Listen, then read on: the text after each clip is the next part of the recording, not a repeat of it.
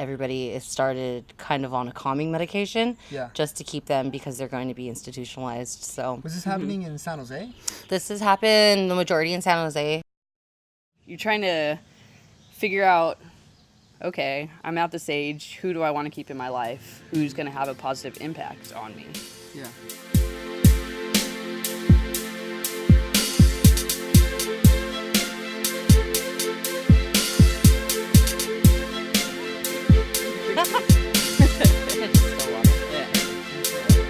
All right. All right, so this is the Free Thought Podcast. I have Elora Rodriguez and Amanda Rodriguez. Rodriguez, yeah. There you Yes, they're both not related, coincidentally. go. Maybe, I don't know. And so I guess we're here to talk about mostly depression. Yeah, depression and mental health. Yeah. I think we all go through these kinds of situations. I have personally, and it's hard to find out whether it's from a chemical imbalance or something going on in your family or your life, because sometimes it'll be a situation in your life where maybe you lose a job or things aren't going well in your career, so that's why you go through these depression modes. I've had points in my life where I was depressed because when I graduated from high school and then I moved into college, it was very different, so I wasn't sure how to react. Yeah, so do you want to talk about maybe your experiences or? Yeah, sure. I came to Johnny about this topic because, I did see that you're starting up a new podcast, and I feel like it's a very important topic, one that's, I don't want to say ignored, but it's definitely still very stigmatized, and, it's not talked about as much as it should be, especially as prevalent as it is, and how many people it affects, annually or, throughout somebody's lifetime. Because depression Just comes the different in waves. types of depression. Right. And specifically, I want to talk about mental disorders, which can, encompass so many different things. It can be depression, it can be bipolar depression, it can be schizophrenia, it can be, there's so many different levels and variations of depression and mental illness. Okay, yeah, definitely. Do you want to talk about briefly maybe your history on that? Experiences that you With had? my experience? Yeah. So my experience is more from starting as when I was a child. Say starting around 12 years old, being entered into a group home, and then that kind of world where they categorize everybody as being depressed, so they automatically put a lot of kids on antidepressants. Oh, wow. ADHD medication, and they just over medicate all the time. So I couldn't really tell you if it was something that was really mentally needed at that point. But for the things that were happening in my life that put me into the group home world in the first place, I thought I did, and that's when I was started to become suicidal. So just being in group homes, and I always went back to that and always went to be on medication. I've probably been on 20 to 30 different medications and been hospitalized several times through different points in my life, but kind of dealing with the chemical imbalance and just life events really trigger it. So, and then like also we were talking earlier about kind of like eating healthier and things that you could do for yourself and the people that you keep around you, I feel make a really big impact, and it's easier to see the older I'm getting. Okay. That's very interesting. And you said they prescribed you at an early age, right? Yes. Oh, wow. Yeah, they prescribed me when I was 12, and they prescribed me bipolar, antidepressants, and then I think at 14, psychotic medication, which learning the medications that shouldn't be like together was just didn't feel right, and it just chemically made me so much more confused.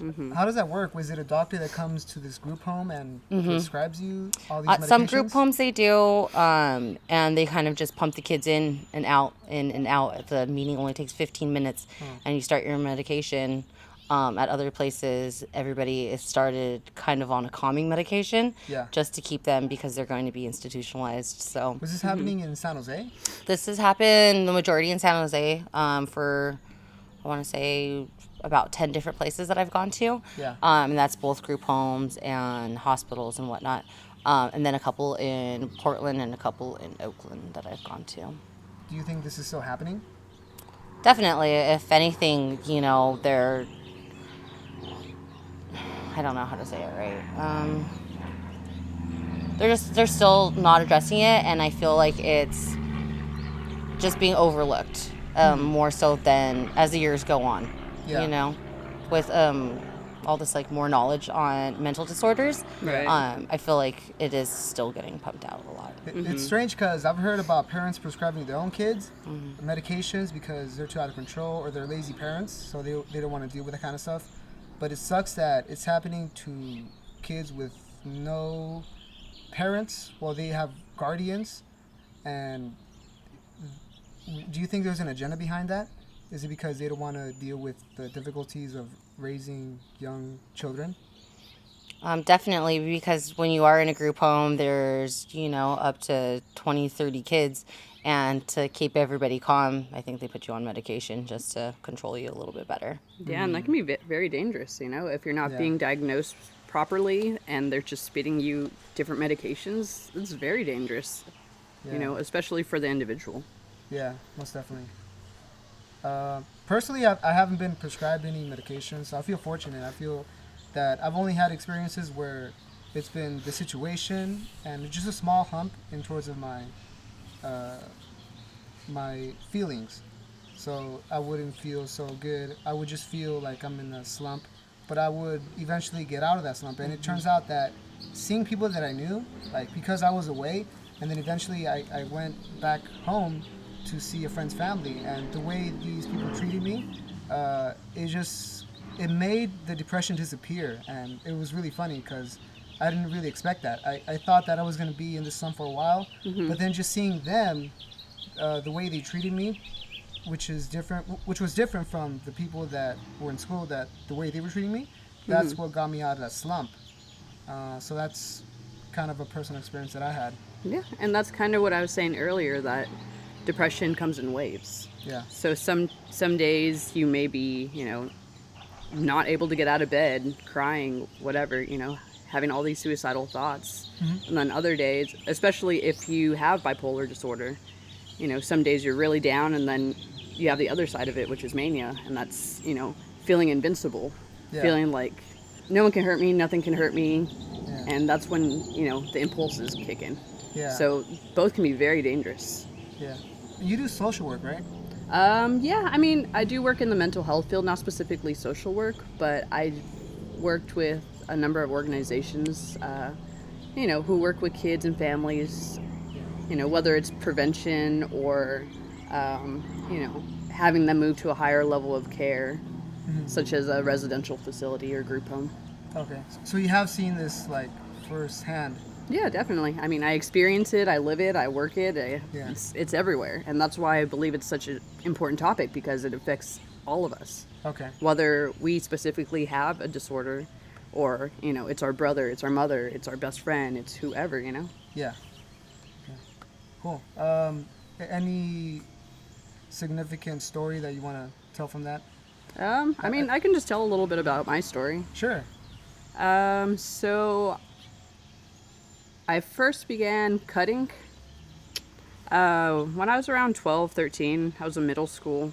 For me, cutting has evolved throughout time. I first started cutting more so, I don't know, it was more like a fashion thing for some reason. Some people at my school started cutting, and I kind of like, oh, I wonder what this is about. And so it'd be like, etching things into my hands, my arms, things like that. And then, as it progressed and as I got older, I started associating it with different things. Like, oh, I'm sad, I'm going to cut. I'm angry, I'm going to cut. I'm, whatever I was feeling, it would give me some sort of relief. And I think that's the first time that I kind of started thinking, okay, maybe this is something bigger. Maybe it's, maybe it's something having to do with mental illness. And, as you get older, you become more familiar with mental illness. As a kid, I didn't know anything about mental illness. My parents never talked about it. My schools never talked about it. It was like, oh, if you're acting a certain way, then you're crazy. That was the end of it, dude. Yeah. So, you know, it wasn't until maybe my later teens or getting to college where it's like, oh shit, like these people are feeling this way, these people are acting out a certain way or have these certain behaviors. It's like, oh shit, maybe, you know, maybe I have that. So, Did you go talk to a psychiatrist or therapist? so when I was 12, 13, you know, like I said, I started getting into cutting. My mom found out one day because, you know, when you're cutting, you always try to hide things. Okay. And I would wear like long sleeves in the summer. It's like, dude, what are you doing? Yeah. You know, kind of like obvious things like that. Okay. So I was worried about who see this, but it looks like, okay, it's yeah, good that exactly. your parents are So aware. that's the first time my parents, you know, saw anything like that. So they took me to a psychiatrist at that time. But, you know, at the time, I didn't want to talk about it. I'd rather just push it off and, you know, not have to deal with it. So before maybe last year, I hadn't seen anyone, you know, since I was 12, 13 years old. And, you know, things just keep piling on. And, you know, just taking in all this trauma from over the years. And eventually it came down to it last year. I hit rock bottom, dude. And that was when I decided, okay, maybe I do need help. And that was the first time I actually sat down and had that conversation with my mom. And I showed her like all my cuts. And I was like, okay, I'm feeling this certain way. I think I need help because I can't do this by myself anymore. And so this entire year has been, you know, me finally saying, okay, I have a problem and I need to confront it. Okay. And it's only recently that you started. Yeah, so I've been dealing with this forever, but you know, it was until, you know, last year when I was like, all right, dude, I'm gonna die if I don't, you know, take care of this right now. So my first step was, you know, signing myself up for like therapists, talking to my parents about it, telling, you know, close friends about it, and, you know, just moving from there. And I think it's definitely helped a lot. So that's my story. Just kind of going from there. Take it day by day, dude, because every day is, you know, its own battle. How did your parents receive it? It sounds like they were pretty helpful, or were they? I mean, yeah, of course, my parents were always helpful, but there's such a large stigma still surrounding mental health and mental health disorders, especially, you know, in Mexican or Latina community, dude. Where it's still perceived as something that's bad or something that's evil or something that's, you know, ultimately their fault. So it was a little hard for me coming out to my mom because essentially it broke her heart, dude. And for her, the first thing she said was, okay, what did we do? Like, what did we do to make you this way? Yeah. And, you know, that bums you out even more, dude, because you're here trying to deal with your own stuff and struggling, dude. Like, and then to have all of that guilt on top of it, it was hard, dude. But I'm very glad that I was able to, you know, put it out there because it's hard putting a smile on every day and pretending everything's okay, especially around your parents, dude. Yeah. So at least to give them that, like, hey, just so you know, this is going on inside my head. I think it's really, really important to have that kind of, you know, openness with your family. Yeah. So, you know, I got lucky. I have pretty awesome parents, but, you know, it's not like that for everyone. So. Yeah, most definitely. And people will just say that it's all in your head and you could just ride over it. Yeah. And how did your friends react to it? I mean, it depends on the individual. It's always going to depend on the individual. I've had, you know, people in my life who've said, oh, snap. Big ass spider. Who said, you know, like, why are you doing this? This is stupid. You just want attention, especially with the cutting, you know? Yeah. Yeah, I've heard that so many times before. Exactly. We're all just watching. I'm gonna take that as The animals have came a good to sign. your aid. Yeah, right? Like, help me. Yes. Yeah, but I don't know if you have a different experience. I've heard most spiders are not poisonous. So there was a PSA about spiders that you know, Dude, don't tell them they're not poisonous. It's gonna fly on my Well, it's head. just gonna go back. All into the right. top. It's going back. Yeah, but I don't know if you've had different experiences, you know. With with coming out about your mental health, to family, your friends, or their reactions? I feel like everybody has always kind of known because I've always been this way. But then to get into a little bit more detail about it, I really only talk to my close circle of friends, which is probably 3 or 4 people. Sure. Elora's like one that I've always talked to about it. Okay. But I did get in contact with my parents, after the whole group home thing when I got a little bit older. And my mother will always kind of like be there for me, but in my family and then another like Latino culture, they still like refuse to openly talk about it. And kind of don't want to be more informed or really understand, I feel. They're just closed-minded about the subject. I think that they feel like they know that they messed up because I wasn't raised in a traditional sense. And that they're not maybe mentally handled it for themselves. So instead of, having this resentment towards them, I just try to live my life more with like understanding and understanding that they probably had their own struggles with it as well. But my friends have been really supportive about it. And this year too, actually, I was kind of like, I need to handle this, I need to get in front of this because I'm tired of living like this for, it's going to be 20 years almost. And it's just like, I need to do something and be serious about it before, the next time that's it. So I started going to a therapist this past year, and I did start some medication regularly, but this time when I went, I told them exactly, they tried to prescribe me different things. I spoke up and like, you really have to, I feel, when it comes to medication, you are your best own advocate, and they were trying to give me way too much medication, and I really just stepped up for myself and did not take it. I don't do anything I feel uncomfortable with now. So I'm still taking low dosage of it. And also, like we were talking about earlier, just making sure that like my diet is correct, that I'm eating healthier really changes so much for me. Like, for my depression, if I eat unhealthy and I'm just like not being active, or if I'm not reaching out to friends, I will sleep like 18 to 20 hours just to not live in this reality. So it gets really bad. And like, Laura was saying that it really is day by day, because the next day, I woke up at 6 a.m. I did a whole bunch of active things this morning, but then, tomorrow, if I don't take care of myself, I can, kind of just waste the whole day away because of the depression.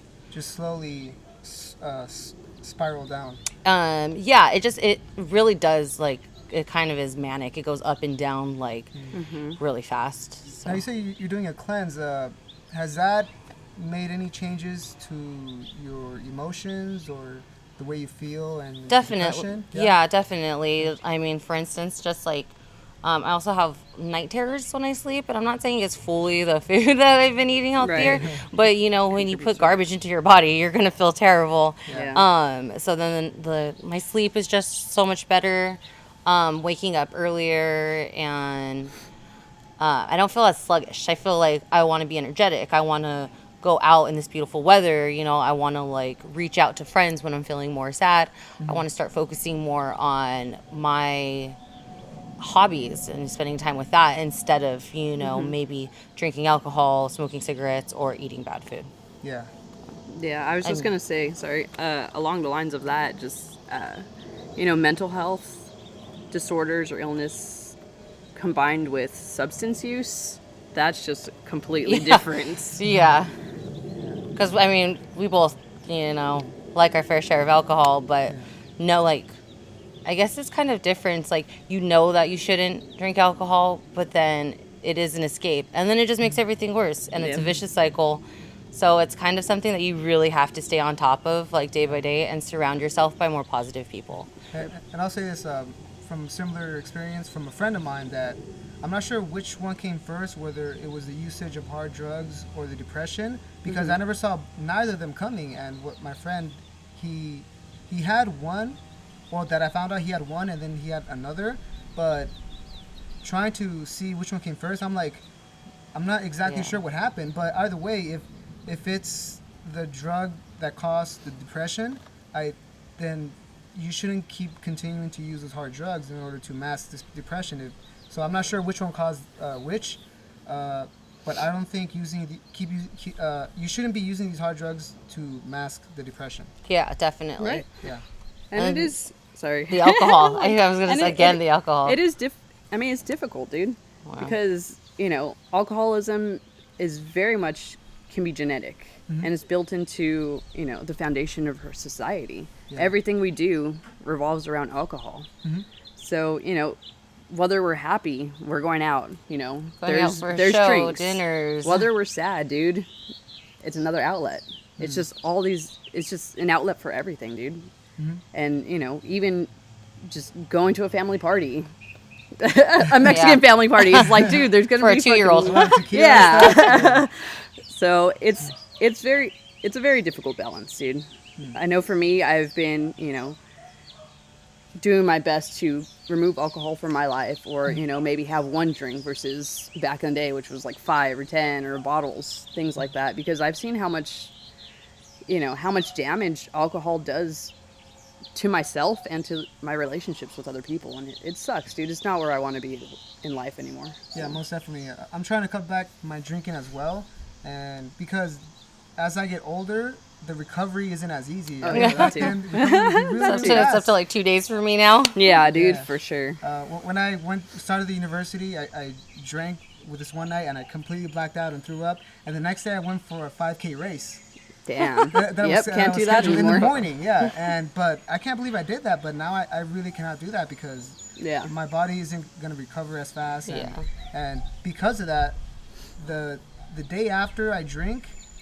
I'm at 75 or 80% capacity, so I just don't get as much stuff done. Right. So that's why I'm limiting my drinking, because I'm not as effective and efficient the next day. Yeah, I've been noticing that a lot lately too, or Yeah. just if you're, what is it?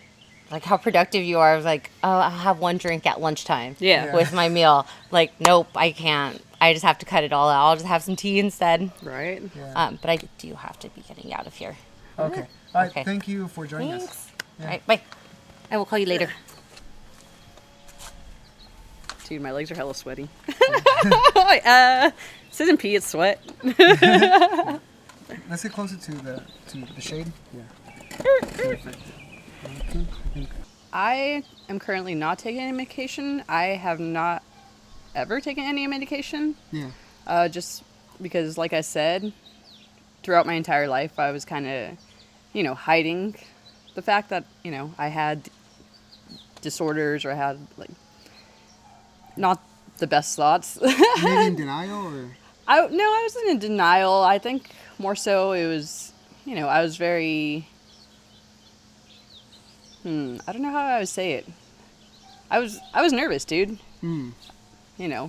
Coming out to your parents or whoever, your friends, about, anything is scary, dude, because you don't know how they'll react. You don't know if they're going to, essentially push you out of their lives and not want to be a part of yours. Yeah. So it's really taboo. yeah. So I had all these symptoms. I had all these behaviors, revolving around depression, what have you. But, I think for me, it was just medicating with alcohol. Mm. I started, I wouldn't say heavily drinking, but I started drinking when I was around 16. Yeah. So around 17, 18, where it's around that time where it became more of an issue, a problem. Mm. And that's when I started, like, binge drinking hard, dude. Mm. Very hard. Yeah. So for me, I think that was my form of medication of, pretty much forgetting about the sadness versus dealing with it. You don't need a doctor's prescription for alcohol. Yeah, exactly. Nobody has to know. It's like shoulder tapping when you're 18, Yeah. 17. Like, It's not someone you trust. yeah. So, but like I said, I'm trying to get away from, those forms of medicating, whether it's cutting or drinking.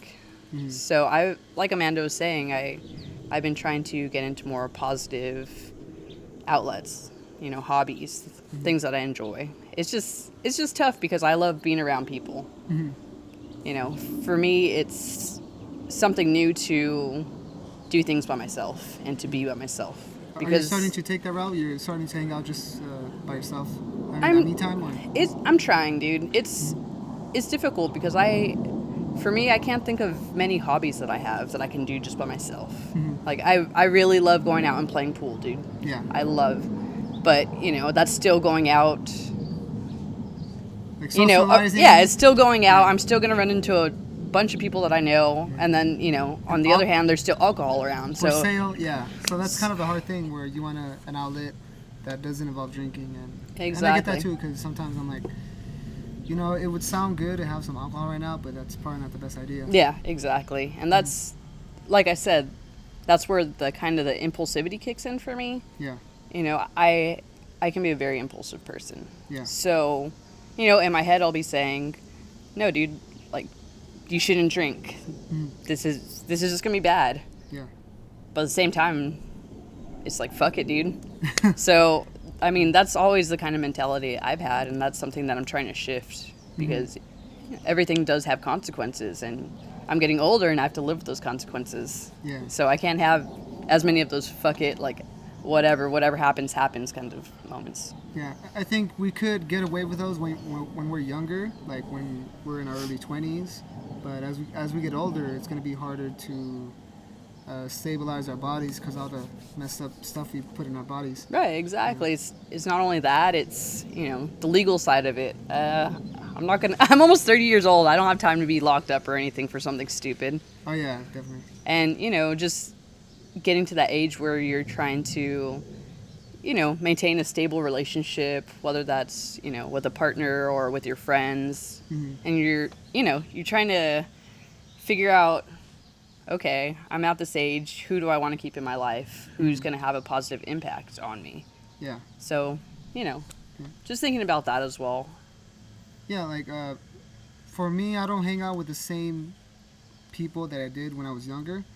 And even then, the same people that I do, I hang out with less and less because just trying to be more productive Yeah. and trying to stay within my goals. So I realized as an adult, you just do less and less fun activities with friends and try to get more serious about who you're actually going to become when you're an adult. Yeah, and I think that's a great thing because, especially for me growing up, I spent so much time focusing on other people. Mm-hmm. Whether that's their problems, their successes, whatever, That's just the kind of person that I am, just always wanting to give and give and give. Yeah. And I think I'm getting to that point in my life where, I need to focus on myself, dude. Yeah. Especially, the state of my mental health and overall just wanting to be happy. That's my overall goal in life, just to be happy, dude. So I think, like you said, you have to cut out certain people or spend less time with them or, stay away from certain activities just to, better yourself. Mm-hmm. Yeah, and when I was younger, as I got older, around 20, 21, 22, certain things aren't appealing anymore because I used to like to hang out and smoke a little weed with some friends, and it was fun. But then eventually, there were times where I would do those activities, and then it just wouldn't seem fun. Like it just felt like I felt somewhere in my body that I was wasting time. Yeah. Like I wasn't getting the most. Like there would be other things more productive that I could do with that time. Yeah. Than spend it with these people because there was no connection anymore. Mm-hmm. Maybe there was at one time, but you can't just expect to have that connection all the time. Yeah, exactly. So that's why I slowly started hanging out less and less with these kind of people, even though like we did have a good time at one point. Exactly. Yeah, so I think so my body would tell me when, or either my conscience or my body would tell me when I've had too much of this, and there would be more better things to do with my time. Mm-hmm. It's all about balance, dude. Yeah. Just be happy. Whatever that means. Yes. You said, were you trying to look at any particular hobbies recently? For me, it's just being outside, dude. Anything that I can do outside is great. I really enjoy photography. Yeah. You take some really good pictures on Instagram. Thank you. I appreciate that. Yeah, but, for me, again, that's something that I tend to do with other people. Okay. I always like having at least one person with me. So I think I'm trying to get to that comfort level of just being able to go on a hike by myself and take pictures. Okay. Yeah. I don't know, kind of sketchy sometimes. So I was Buy like, yourself a tripod. yeah, dude. But So I get what you're saying, because being a female, you are vulnerable in some sense. yeah, it's just a little sketchier, Yeah. especially if you go on a hike and it's like secluded trails. It's like, Yeah, most definitely. you know, I try not to think that way, but Mhm. it's always good to be aware and just know your surroundings, things like that. Do you carry mace or pepper spray? Or... No, sometimes when I go downtown and I walk around, Mhm. especially on Friday, Saturday nights, it can be kind of, it's a little too rowdy for me these days. Yeah, you can't definitely. I'm like a grandma. I'm like, I wouldn't be out. those rowdy ass in- kids. Yeah. I wouldn't be out in downtown San Jose at night, definitely by myself. Yeah, dude, it can be pretty sketch. So, just trying to find things like I can do by myself during the day, Mhm. that are outside. I've been trying to go to the driving range, Oh, okay. so that's been cool. But again, I tend to bring people, and then, if they have beer there, and it's like, this isn't what I came to do. Yeah. So like I said, it can be challenging finding something productive to do that isn't surrounded by a bunch of alcohol or things like that. So that's what I've been trying to focus on. Yeah. Just stay here and stay with your dogs, and Yeah, I can. they're non-alcoholic dogs. Yeah, right. Just Yeah. giving them some beer. Yeah, it's chill. I don't know. For me, it's hard to stay inside. Like at night, it's very hard for me. So even just going around, walking around by myself downtown, whatever, dude, that's what I do. I just wander. How's your friend Amanda? Do you talk to her about things like this? Yeah, as far as like mental health, things like that. Yeah. I think I have maybe probably less than a handful of people that I've talked to about this. Like I said, Does it help talking to her, or? yeah, definitely. Yeah. I feel like she's been more, I don't want to say proactive, but she's definitely been like digging into it longer than I have. Like I said, it's been maybe a year that I've finally gone out of my way to get, extra help or say, hey, this is what I'm dealing with to my friends. Before that, Yeah. most of the people I talked to, they were like, oh, I didn't even know that was going on with you. You always have a smile on your face, things like that. Because I am very much both of those people, dude. Yeah. And like I was saying, especially with things like bipolar depression, that's a constant, like, up and down, up and down, up and down. Mm-hmm. And for me, I can be the happiest person in the world 1 second, and then, I'm triggered by, something in my surroundings, or I'm triggered by a memory. Yeah. And, that can completely just flip my mood. Do you think it was something in the past that kind of triggered this, or what do you think is causing this? I think it's a number of things. Whoa, son. Like something exterior, or It's maybe a chemical imbalance, or? It's so many things, dude. Mm. I mean, I'm diagnosed with PTSD, so obviously traumatic events, really affect me, dude. Yeah. For me, I have all these traumas that occurred throughout my life, and I've always just pushed them down into me. Are there any you feel comfortable about talking right now, or maybe some other time? Yeah, probably some other time. Okay. But, Yeah, no pressure. yeah, no worries. But just things like that where, these traumatic effects just loop around. They just loop around in your mind, and it just takes one thing to trigger or remind you of this event. So, that can turn a really great day into not the best day. Oh, wow. It just seems very grave and deep, because, yeah, like I would never experience anything like that. But I'm sure that, yeah, there are people out there that have these kinds of effects on them. Yeah. Which is, it just sucks. It does suck. Yeah. I mean, like we were saying, every day, every second it's a constant battle, dude, for your life. Because, if you're feeling this way all the time, like you're sad, yeah, there are great things that happen. The world's a beautiful place. Yeah. But, your body, your mind, just, it's kind of like you're always in a slump, dude. Yeah. It's like, take your worst day and it's like that for us every day. Do you still talk to a therapist? Currently, I do not have any health care, so no, I'm not talking to one right now. Yikes. So as soon as I get a job and get all my health benefits back, that's the first thing that I want to look into, because it's been 6 months, Okay. and I feel like that therapy, it was very beneficial.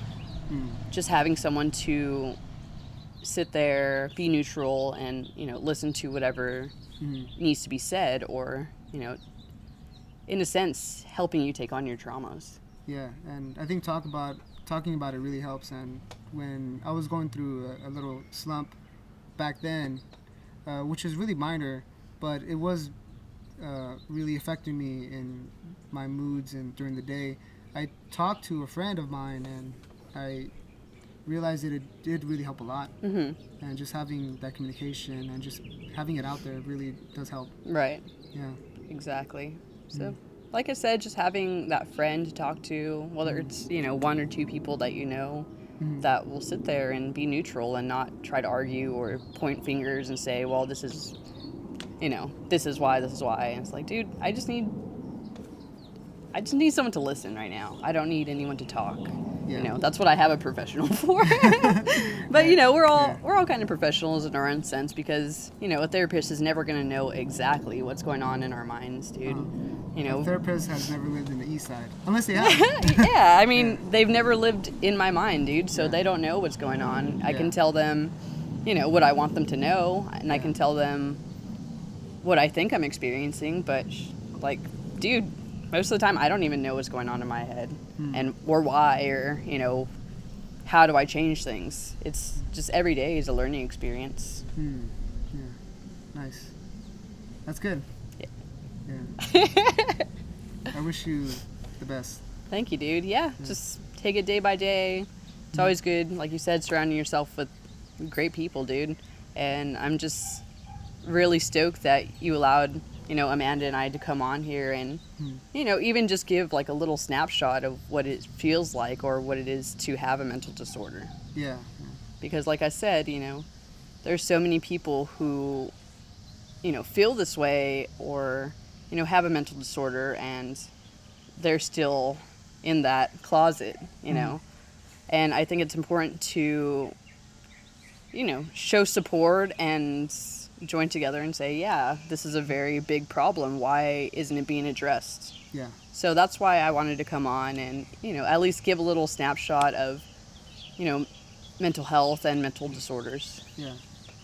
I have seen this topic come up slowly, slightly, but surely in the media. Not as much as it should be, but I think it's starting to come out slowly, and I think that's good. So I really appreciate it and look forward to that happening even more. Yeah. With things like this. Like I said, just information, dude. Just raising awareness and saying, hey, I'm a real person. I have real problems, Yeah. And I'm comfortable coming out and sharing those experiences with other people, because you never know who might benefit from that, dude. Especially somebody who's dealing with those things themselves, and they don't have those outlets. They don't have people to talk to, and they just feel alone. So, just saying, hey, you're not alone. We're here with you. I think that's really important. Cool.